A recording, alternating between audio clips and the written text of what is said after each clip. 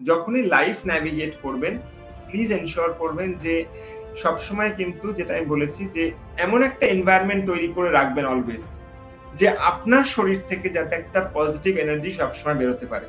কারণ আমরা যখন সংসারে থাকি তখন বিভিন্ন রকম লোক বিভিন্ন রকম হতে পারে এবং তার জন্য কিন্তু আপনি যদি পুরো এনভায়রনমেন্টটাকেই যদি আপনি নেগেটিভ করে রাখেন তাহলে কিন্তু হবে না।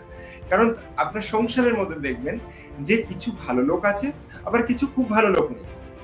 আবার যখন সংসারে আমরা দেখি তখন দেখবেন যে কিছু লোক কিন্তু হয়তো আপনি যতই ভালো করুন না কেন সে হয়তো চেষ্টা করবে অত ভালো না থাকতে। কারণ আমি আগের পডকাস্টে বলেছিলাম যে ভালো থাকাটাও যেরকম একটা প্যাটার্ন, দুঃখী থাকাটাও একটা প্যাটার্ন, আনন্দে থাকাটাও যেরকম একটা প্যাটার্ন, সরতে থাকাও একটা প্যাটার্ন।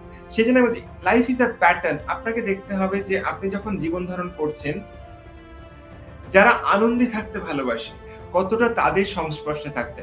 এবার সেইটার কাউন্টার দেখবেন অনেকে বলবে না ও তো ভালো না, ও তো আমাকে দুঃখ দিচ্ছে।